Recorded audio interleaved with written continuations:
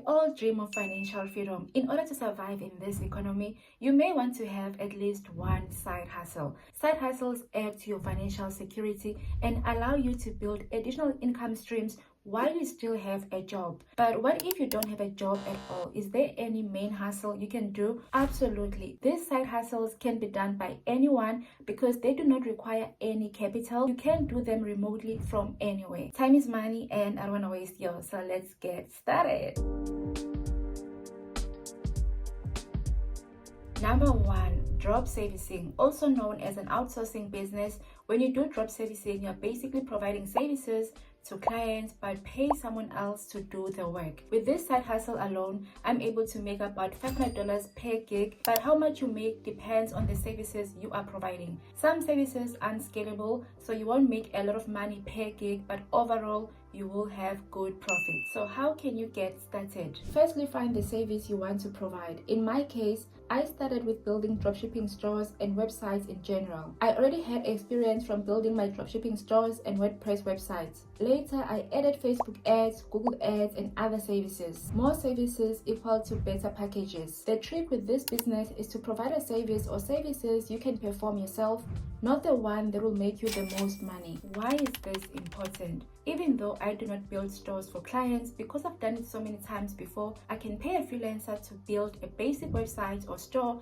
then add additional features which allow me to charge more. Additional features or services give you room to bargain. The competition in drop servicing is extremely high. So if you're going to offer basic packages that can be found in freelancer marketplaces but you charge higher, you may never get a single client. How can you increase your chances of getting clients? Number 1, when pricing, check the average price for the service you want to provide. Let's say you want to offer editing services to YouTubers. Go to Fiverr or Upwork and check what a $20 package consists of from different editors. Most may say color grading, sound mixing, and no motion graphics. Because you know how to edit, you can create your own package with all those standard features and add 2 to 3 more features. Maybe add motion graphics and subtitles.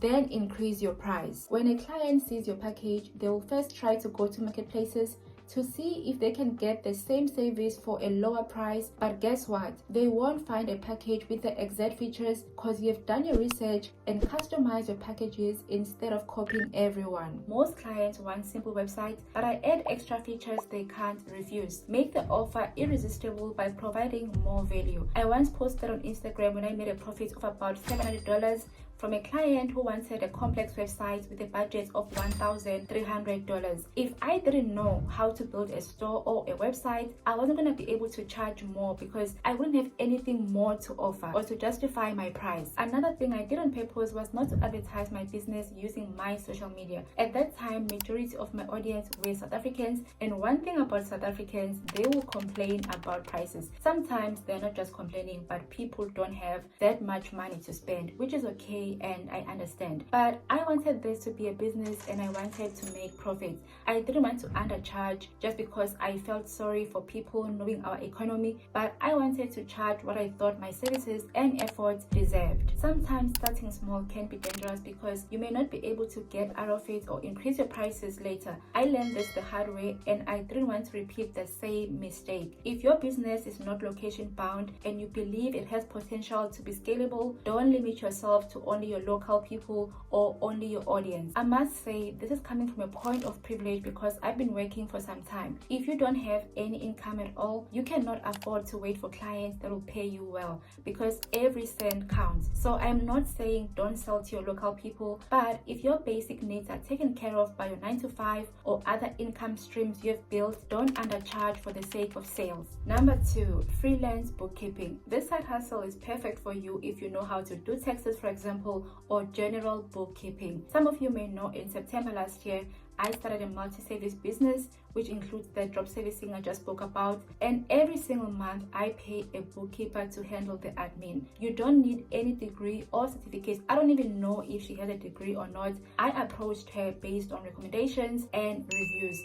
Most of the time, people don't care whether you have a degree or not. Worst part, I don't even know how she looks like because I've never met her. And to me, it doesn't matter because she gets the job done. More than anything, be an honest person. Many service providers shoot themselves in the leg by trying to cut corners. If you are not loyal to your first customer or client, why would they come back or even recommend you? Don't overcharge for the sake of it. If you do, you may be lucky and get the amount from one person, but they may not return or even recommend you if the work does not match the price. Just because your client is an accountant, doctor, engineer, or a businessman, it doesn't mean you can charge them more based on their profession and the assumption that they earn more. When you make money from one side hustle, think ahead and use the profit to start other side hustles. For example, Forex trading is another great side hustle I am slowly getting into, and you can too.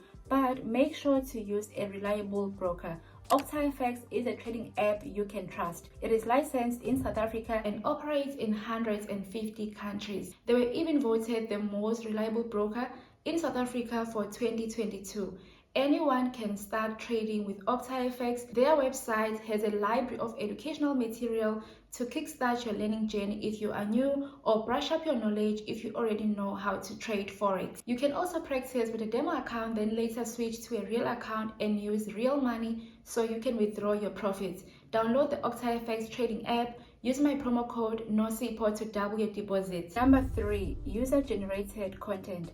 This is a brand-specific content created by anyone but to be posted on the brand social media page. The nice thing about this, you don't have to be an influencer or even have any following, because the content you will create and submit will be posted on their page, the company's page, and you don't have to post anything. If you follow a few brands, you'll know that most post daily or every other day, switching between still posts and videos. That content is usually created in-house and they are paying someone full-time for that role. But any brand or person running a business is always trying to make profits. If they can pay half the price to a freelancer who creates just as good content on demand basis, why wouldn't they? But how can you prove to brands that you can indeed create content if you don't have any social media presence? Firstly, decide on the brands you want to target. Create sample work for each brand you are targeting instead of sending general work that isn't relevant to the brand. If you want to work with Nescafe or any coffee brand, for example, take good content of your coffee. For each idea, get creative and have a variety of content pieces. With just 1 cup of coffee, you could create 3 pieces: a cool still post, a mini vlog of you brewing your coffee, and maybe some get up motivation narration while showing your coffee from different angles like an ad. For UGC, you have to put in the effort to convince a brand. A lot of people fail because they think they can just create mediocre work and somehow someone will pay for it. Like, why would they? People pay for value. It doesn't matter if you need the money or if you have a sad story or you're unemployed. No one will take you seriously if you are not providing value but instead looking for sympathy. This side hustle is perfect for those of you who have content creation skills such as editing and videography, but maybe you don't want to be an influencer or you don't want to have any account online at all. Reaching potential clients. Once you have at least 3 different content pieces for each brand you are targeting, the next step could be emailing them and including your portfolio. Try to stay away from attaching links when approaching brands. Links in the first email are a no-no. They scream, I wanna hack your account. Instead, show bits of your work as images and ask the brand if you could send your Google link with the rest of your sample. You will be surprised how many brands will start saying yes. It may not be the first or second email, but keep going if you know you have the skills or creativity. Number 4, travel agency. A travel agency can be as broad as you want it to be. Without capital, you can just focus on visa appointments and flights. Some people are so scared of booking their own flights because they think they're gonna mess up, and that's where you come in if you're meticulous and won't be misspelling clients' information. This side hustle involves sensitive information like IDs and passports, so you have to make your business look professional so that people can trust you. And here's what you could do. Create a clean social media page with all necessary information. Don't be a dodgy travel agency that's scamming people. Honesty is the best policy. Think of longevity in everything you do, especially when doing business. Make your customers feel comfortable with you. You could have a short intro Zoom call with each client before booking so that they can see who you are and hopefully feel safe. You could even draft a contract that can be signed by both parties and let them know that the personal information will only be used for booking that particular flight and will be deleted right after. And if any violation rises, they have the right to take you to court. Always add your admin fees so that you can profit, but don't be unrealistic. If you rather work for a company or an organization, these companies here pay $12 per hour and they are currently hiring.